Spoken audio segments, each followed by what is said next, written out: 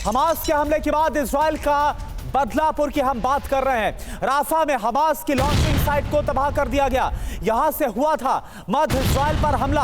Hamas के attack site IDF की air strike वहां पर हुई है। इजरायली डिफेंस फोर्स ने जारी किया हमले का पूरा वीडियो। तो जहां से तेल अवीव पर हमला बोला गया था उस जगह को तबाह कर दिया गया। और एक और बड़ी खबर, हमास के हमले के बाद इजराइल का विध्वंसक बदला। पश्चिमी राफा में आईडीएफ की एयर स्ट्राइक, UNRWA परिसर पर ताबड़तोड़ हवाई हमले किए गए। देखिए आप तस्वीर, तो तस्वीर आपको हम दिखा रहे हैं राफा में किस तरह से उस जगह पर हमला किया गया जहां से हमास ने तेल अवीव पर ताबड़तोड़ अटैक किया था।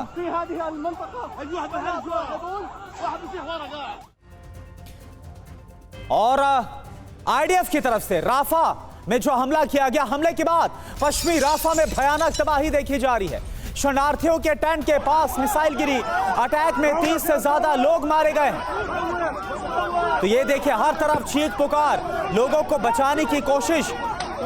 जहां पर शरणार्थियों का कैंप था वो भी तबाह हो गया। तो इजराइल ने कुछ घंटों के अंदर ही हमास के हमले का विध्वंसक बदला ले लिया। आप तबाही की 3 तस्वीरें देख पा रहे हैं, कैसे आईडीएफ के एयर स्ट्राइक में पूरा कैंप तबाह हो गया। इजराइल ने यह हमला UNRWA परिसर में किया। हमले के बाद हर जगह सिर्फ और सिर्फ तबाही के निशान नजर आ रहे हैं। एक और बड़ी खबर आपको बता दें, इजरायली हमले का एक और ताजा वीडियो सामने आ रहा है। राफा पर शरणार्थी कैंप पर जो हमला किया गया, हमले के बाद हर तरफ बर्बादी ही बर्बादी नजर आ रही। चीख पुकार, लोगों को बचाने के लिए आप देखिए शोर सुनाई दे रहा है।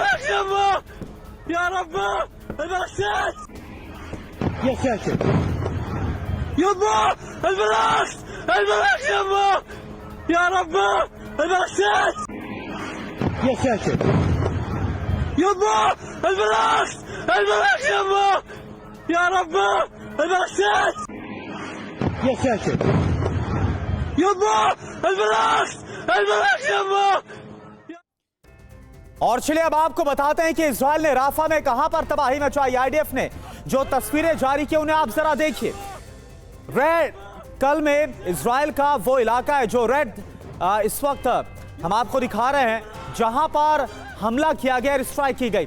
हमले के कुछ घंटे के अंदर आईडीएफ ने सेना के 162वीं डिवीजन की मदद से उस जगह का पता लगा लिया जहां से तेल अवीव पर हमला किया गया, इजरायली शहर पर हमला किया गया था। जब आईडीएफ को राफा में वो कैंप मिल गया तो इजराइल ने एयरफोर्स को अलर्ट किया और कुछ ही घंटों में एयर स्ट्राइक करके वहां पर तबाही मचा दी। हमास के ऊपर कैंप को तबाह कर दिया गया। एक और बड़ी खबर आपको बता दें, यूके में फिलिस्तीन के राजदूत का बड़ा दावा, पश्चिमी राफा में इजराइल ने मचाई है तबाही। UNRWA परिसर में 2000 पाउंड के बम गिराए गए जो कल बमबारी की गई।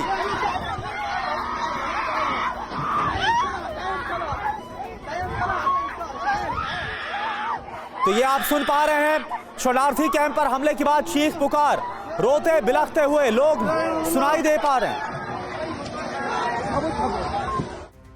तो राफा में हमले के बाद इजराइल ने क्या कहा यह भी आप जान लीजिए। सीधा बिग वॉल का रुख करते हैं। राफा में हमास के परिसर पर हमला किया गया। इसके अलावा सेंटर पर हमास के प्रमुख आतंकी मौजूद थे, यह कहा गया।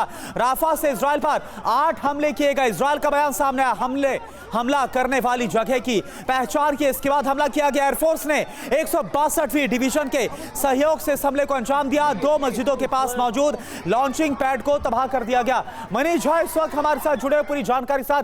मनीष, क्या जानकारी सामने आ रही है? तस्वीरें हम देख पा रहे, लोग शोर मचा रहे, रो रहे, बिलख रहे, कितना नुकसान हुआ है? देखिए करुणा, ये रोते बिलखते जो बच्चे और महिलाएं हैं, पता नहीं ये हमास के किस बटालियन के सदस्य हैं, जैसा कि इजराइल दावा कर रहा है। कम से कम आईडीएफ ने एक वीडियो जारी किया, तो वहीं दूसरी तरफ जो बहुत सारे इंडिपेंडेंट वीडियो आए हैं उसमें साफ तौर पर दिख रहा है कि राफा में शरणार्थी कैंप को भी निशाना बनाया गया है। वहां पर जो टेंट और दूसरी चीजें वहां पर थे उन सबको तबाह कर दिया गया है और काफी संख्या में जो सिविलियन है वो उसके टारगेट में होते हुए दिखाई दे रहे हैं। वहीं दूसरी तरफ आईडीएफ का दावा है कि उन्होंने हमास के 2 बड़े कमांडर को और हमास के बहुत सारे लड़ाकों को मार दिया है। बहरहाल सबसे बड़ी बात यह है कि इसके पीछे में हमास का कल का हमला है। अगर कल हमास ने हमला नहीं किया होता तो इजराइल काफी दबाव में था। इंटरनेशनल कोर्ट ने साफ ऑर्डर कर रखा था कि राफा में अब कोई एक्शन नहीं होगा। वैसी स्थिति में इजराइल कुछ नहीं कर सकता था, लेकिन हमास की एक गलती ने वो मौका इजराइल को दे दिया। बिल्कुल, मासूम वहां पर जो मारे गए हैं, जो महिलाएं वहां पर मारी गई है, आखिरकार क्या वाकई में हमास का हिस्सा थे? ये अपने आप में एक बड़ा सवाल है जो इजराइल की तरफ से कहा जा रहा है कि हमास के सेंटर पर उसने अटैक किया है। शुक्रिया आपका इस पूरी जानकारी के लिए मनीष।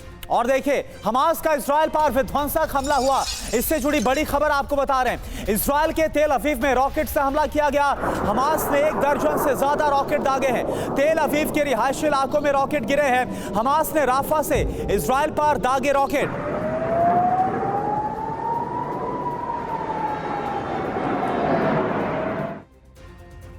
और एक और बड़ी खबर, हमास के दागे रॉकेट इजराइल में गिरे। इजराइल के रिहायशी इलाकों में ये रॉकेट गिरे हैं। कई घरों को रॉकेट हमले से काफी नुकसान पहुंचा है। तो ये तस्वीर आपको दिखा रहे हैं तेल अवीव में जो हमला किया गया।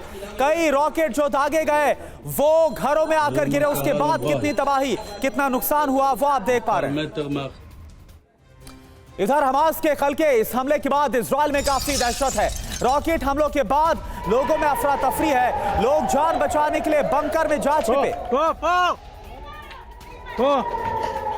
तो मध्य इजराइल पर हमले की 4 तस्वीरें आपको दिखाते हैं। कैसे हमास के हमले के बाद तेल अवीव में सायरन बजने लगे। लोग जान बचाने के लिए बंकर्स में छिप गए। हमास के कई रॉकेट लोगों के घरों में जा गिरे, जिससे दहशत फैल गई। इजराइल के हरजलिया में रॉकेट का टुकड़ा गिरा। हमास ने इजराइल पर 12 से ज्यादा रॉकेट दागे हैं। इधर इजराइल पर हमास का कितना विध्वंसक प्रहार हुआ है, अब आप इसको समझ लीजिए। राफा से हमास ने इजराइल पर 12 से ज्यादा रॉकेट दागे हैं। 4 महीने में पहली बार सेंट्रल इजराइल पर रॉकेट हमला किया गया। हमास के रॉकेट इजराइल में कई इमारतों के ऊपर जाकर गिरे। रॉकेट हमलों से जान बचाने के लिए लोग बंकर्स में भागते हुए नजर आए। हमास के हमले के बाद तेल अवीव में अफरा तफरी मच गई। इजराइल में हाई अलर्ट के बाद तेल अवीव में सायरन बजने लगे। इजराइल ने हमास के रॉकेट मार गिराने का दावा किया है। हमलों के बीच लेबनान ने एंटी टैंक गाइडेड मिसाइल दागी है।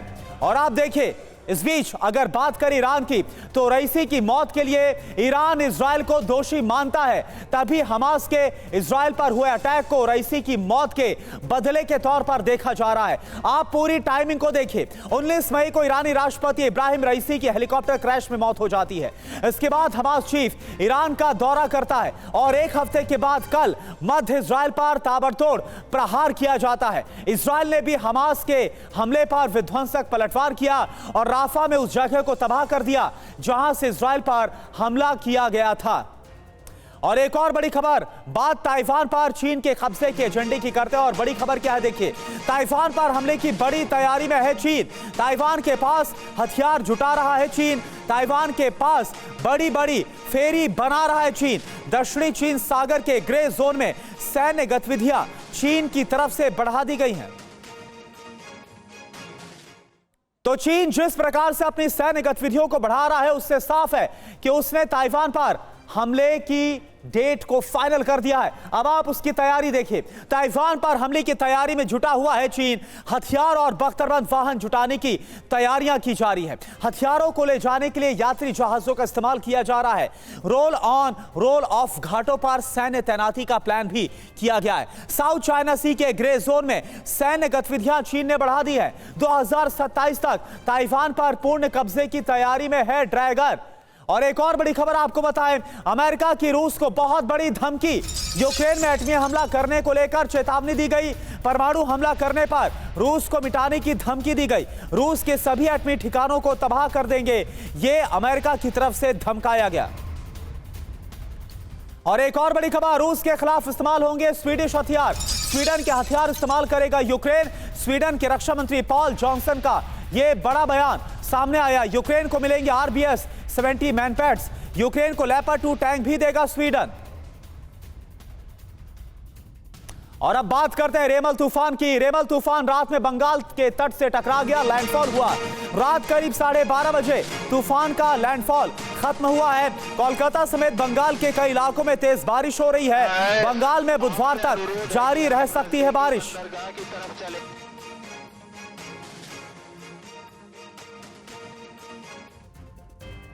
तो रेमल तूफान को लेकर केंद्र सरकार से लेकर राज्य सरकार एक्शन में नजर आए। पीएम मोदी ने जहां तूफान से निपटने के लिए तैयारियों की समीक्षा बैठक की और हर पल की जानकारी लेते रहे, पीएम ने बंगाल सरकार को हर मदद देने का भरोसा दिया। वहीं पश्चिम बंगाल सरकार भी हालात पर बराबर नजर बनाए हुए है। पश्चिम बंगाल के राज्यपाल सीवी आनंद बोस ने एक मीटिंग के बाद कहा कि बंगाल सरकार हालात पर करीब से नजर रखे हुए है। वहीं मुख्यमंत्री ममता बनर्जी ने कहा कि लोगों की हर सहायता के लिए राज्य सरकार हमेशा मौजूद है। उधर तूफान से मुकाबले के लिए एनडीआरएफ की टीमें लगातार राहत बचाव में लगी रही। इस बीच करीब 1.25 लाख लोगों को सुरक्षित जगहों पर भेजा जा चुका है। और अब आपको दिखाते हैं कि रेमल तूफान के लैंडफॉल का क्या रूट है। रात में उत्तरी बंगाल के तट पर रेमल तूफान का लैंडफॉल शुरू हुआ। इस दौरान करीब 110 से 120 किलोमीटर प्रति घंटे की रफ्तार से हवाएं चली। लैंडफॉल की प्रक्रिया पश्चिम बंगाल और बांग्लादेश के तटों पर करीब 3 से 4 घंटे तक चली। फिर बंगाल की खाड़ी से उठा ये तूफान उत्तर की तरफ बढ़ गया। रेमल तूफान पश्चिम बंगाल के कैनिंग से लगभग 80 किलोमीटर दूर बांग्लादेश और पश्चिम बंगाल के तटों को पार करके उत्तर की ओर बढ़ता रहा और धीरे धीरे तूफान कमजोर पड़ता चला गया। और एक और बड़ी खबर आपको बताएं, रेमल तूफान को लेकर 10 राज्यों में अलर्ट है। पश्चिम बंगाल में एनडीआरएफ की 14 टीमों को तैनात किया गया है। तूफान से निपटने के लिए 15,000 लोग तैनात किए गए हैं।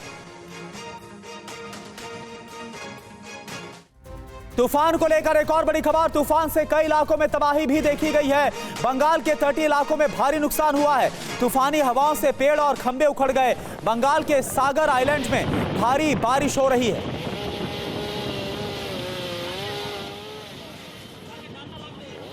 और चलिए सीधा रुक करते हैं, कौस्तुभ हमारे संवाददाता कोलकाता से जुड़े हुए हैं। कौस्तुभ, क्या हालात है इस वक्त कोलकाता में लैंडफॉल के बाद?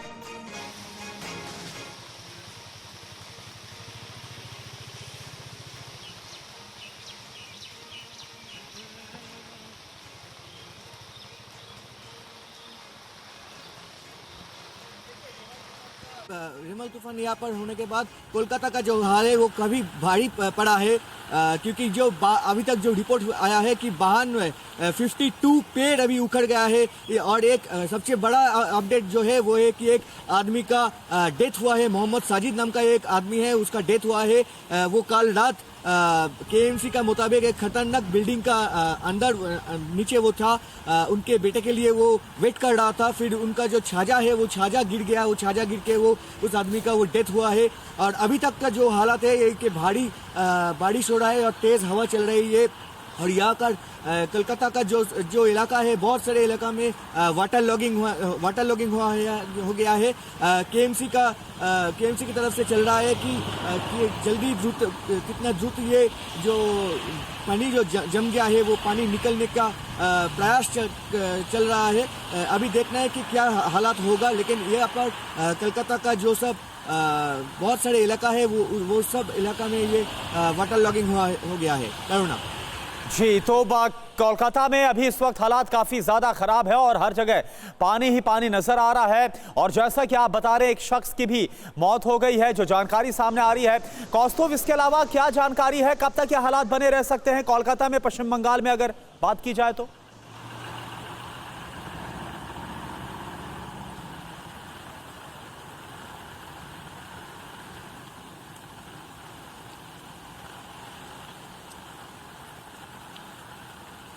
देखिए, अभी तो जो बात है कि अभी 3 और 4 घंटा अभी ये हालात तो चले रहेगा, क्योंकि जो हो रहा है ये बारिश अगर कंटिन्यू रहेगा तो कलकत्ता का हालात अभी 3-4 घंटा के करीब से करीब 3-4 घंटा अभी ये खराब रहेगा। अगर ज़्यादा देर रहेगा तो क्योंकि केएमसी की तरफ से प्रयास चल रहा है कि कितना जल्दी ये बिल्कुल तो जो इस वक्त हालात नजर आ रहे हैं वो अगले कुछ घंटे तक बने रहेंगे। हर तरफ पानी भरा हुआ है कोलकाता में। शुक्रिया आपका। इधर रेमल तूफान का असर हर स्तर पर देखा जा रहा है। तूफान के खतरे से निपटने के लिए कोलकाता एयरपोर्ट पर सभी घरेलू और अंतर्राष्ट्रीय उड़ानों को 21 घंटे के लिए निलंबित कर दिया गया है। पूर्वी और दक्षिणी पूर्वी रेलवे ने कई ट्रेनों को रद्द कर दिया है। और अब आपको दिखाते हैं कि रेमल तूफान का कितना और कहां-कहां पर असर हुआ है। बिग वॉल का सीधा रुख करते हैं। आपको बता दें कि पश्चिम बंगाल और पूर्वोत्तर राज्यों में भारी बारिश हुई है। कोलकाता में रात भर बारिश होती रही है। करीब रात 12:30 बजे के आसपास लैंडफॉल हुआ। इस वक्त लगातार तेज हवाएं भी चल रही हैं और इसके कारण कई इलाकों में पेड़ भी गिर गए हैं। और साथ ही ये जानकारी सामने आ रही है कि पश्चिम बंगाल का सुंदरवन सबसे ज्यादा प्रभावित हुआ है, जहां पर सबसे ज्यादा तबाही देखी गई। तूफान की वजह से सुंदरवन इलाके में हाई टाइड भी देखी गई। कोलकाता हवाई अड्डे पर 394 फ्लाइट्स प्रभावित हुई। अभी तक पूर्वी और दक्षिणी पूर्वी रेलवे ने कई ट्रेनों को रेमल तूफान की वजह से रद्द भी कर दिया है।